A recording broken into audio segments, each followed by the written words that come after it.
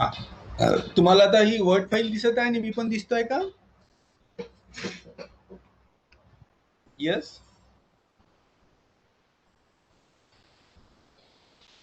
Sir दिसत आहे.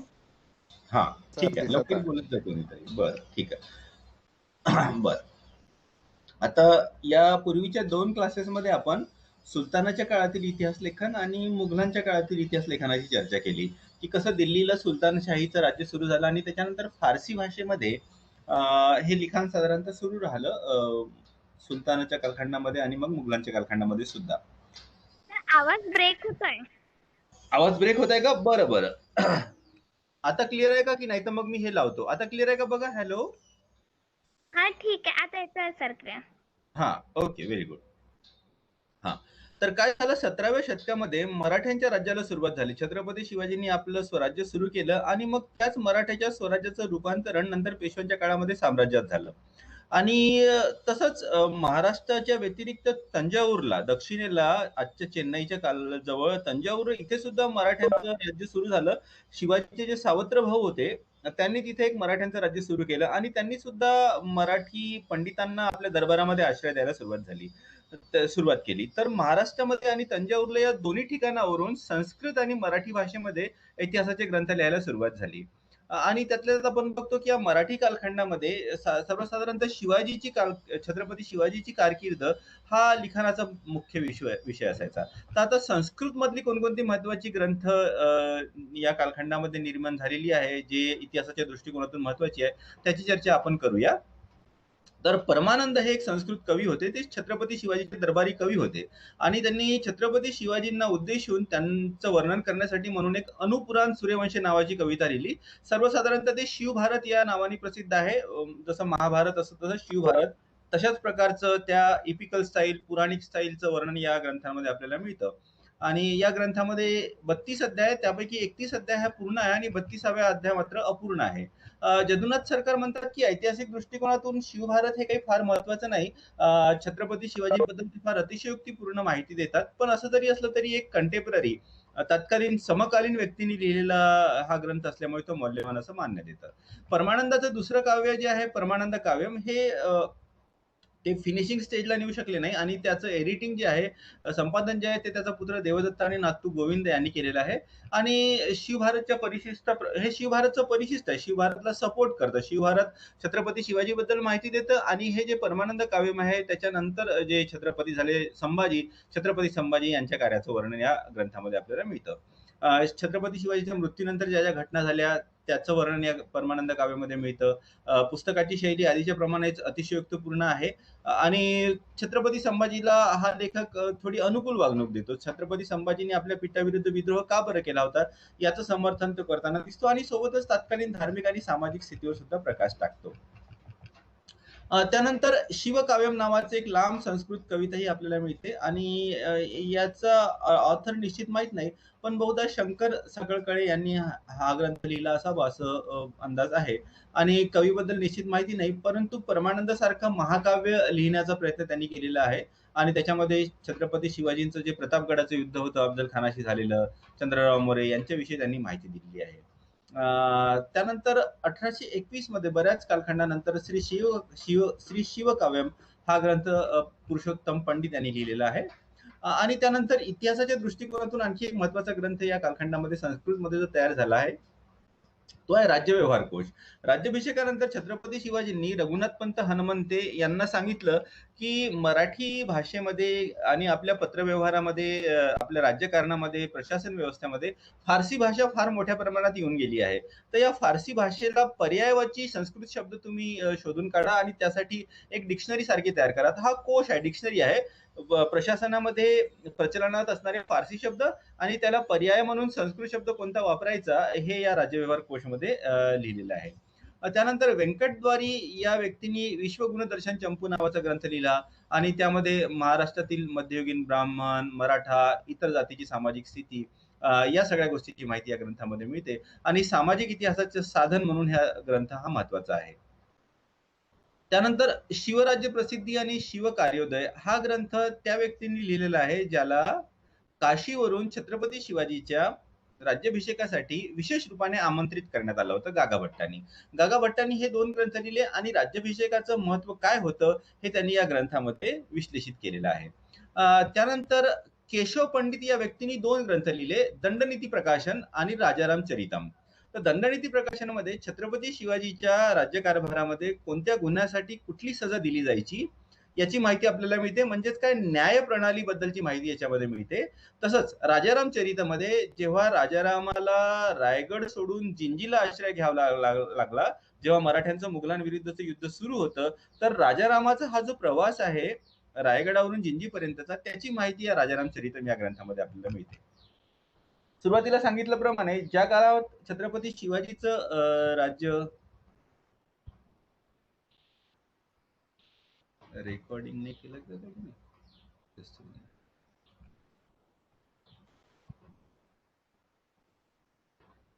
Recording सुरू. तर ज्या प्रकारे छत्रपती शिवाजींचं राज्य महाराष्ट्रामध्ये सुरू झालं होतं, इनफॅक्ट छत्रपती होण्याच्या आधीपासूनच, त्याच कालखंडामध्ये शिवाजीचे जे सावत्र भाऊ होते, त्यांनी तंजावरला आपलं राज्य सुरू केलं आणि त्यांनी बऱ्याचशा मराठा पंडितांना आपल्या दरबारामध्ये आश्रय दिला. तर तिथे सुद्धा बऱ्याच प्रमाणात संस्कृत ग्रंथाची निर्मिती करण्यात आली. तर त्याच्यापैकी जे प्रमुख होते जयराम पिंडे, नाशिक जिल्ह्यातल्या एका खेड्यामध्ये त्यांचा जन्म झाला होता आणि मग तो लिंग्विस्टिक होता, बऱ्याच भाषा त्याला यायच्या, 12 भारतीय भाषा त्याला माहित होत्या. आणि सुरुवातीला तो कर्नाटकामध्ये शहाजीच्या सेवेमध्ये होता. शहाजी हे आदिलशहाचे सरदार म्हणून कर्नाटकामध्ये गेले होते आणि मग तिथे त्यांनी आधी नोकरी केली आणि मग त्याच्यानंतर तो तंजावरला एकवजी आणि त्यांचा मुलगा व्यंकोजी यांच्या सेवेत गेला. तर याचे 2 संस्कृत ग्रंथ हे महत्वाचे आहे, राधा माधव विलास चंपू आणि परनाल पर्वत ग्रहाख्यान.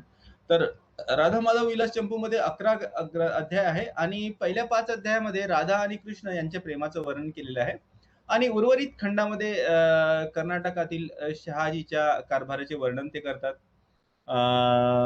भोसले हे सूर्यवंशी आहे अशी घोषणा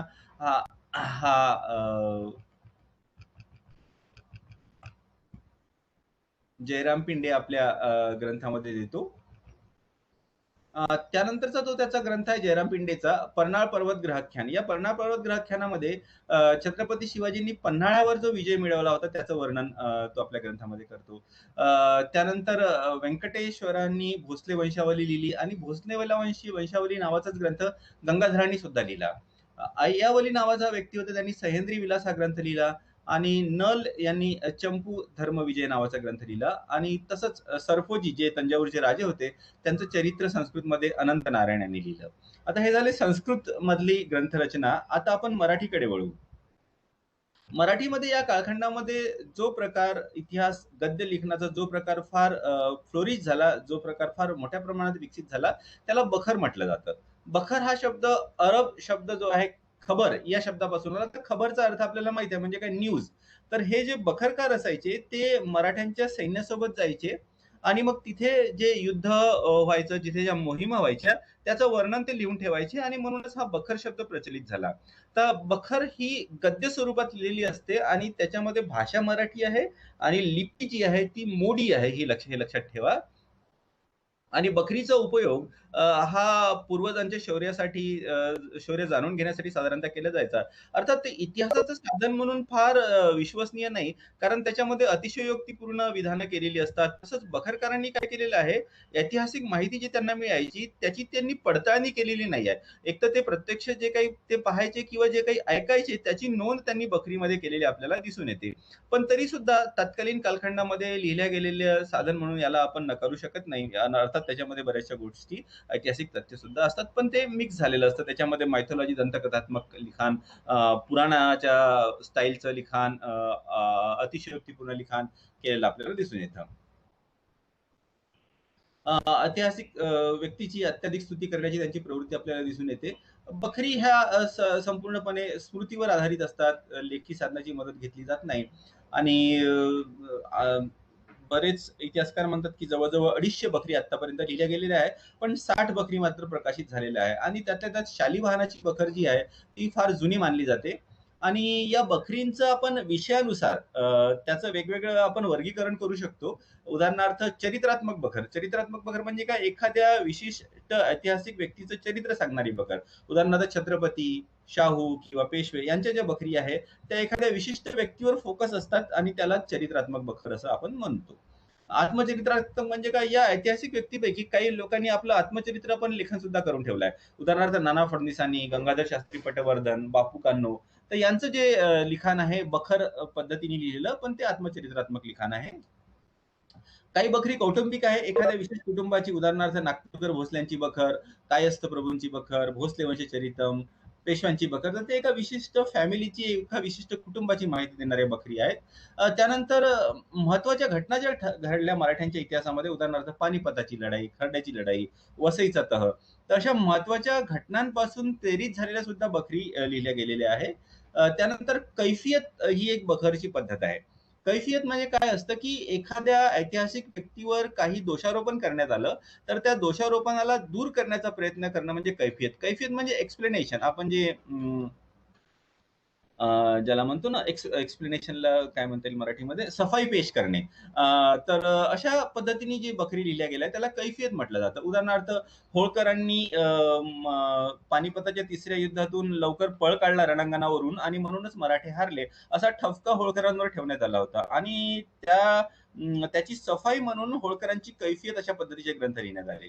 भाऊसाहेबांनी व्यवस्थित नेतृत्व केलं नाही म्हणून मराठे हारले, असा ठपका भाऊसाहेबांवर ठेवण्यात आला होता. भाऊसाहेबांचा तो मृत्यू झाला, पण त्याच्यानंतर भाऊसाहेबांची कैफियत म्हणजे भाऊसाहेबांचं कसं चुकलं नाही हे हे सांगण्याच्या उद्देशाने बखरीचं लिखाण केलं गेलं, त्याला भाऊसाहेबांची कैफियत असं म्हणतात. तसंच गोविंदपंत बुंदेले यांची कैफियत, हे मराठ्यांचे सरदार होते उत्तरेमध्ये. हे सगळ्या राजनीतिक पद्धतीच्या बखरी झाल्या. काही काही बखरी याचा विषय राजनीतिक नसतो. उदाहरणार्थ हनुमंत स्वामी यांनी समर्थ रामदास स्वामीची एक बखर लिहिली आहे. हनुमंत स्वामीची बखर त्याला म्हटलं जातं आणि त्याच्यामध्ये समर्थ रामदास स्वामी बद्दल वर्णन आहे. तर ही झाली धार्मिक आधारावर, धार्मिक विषयावर लिहिल्या गेलेली बखर.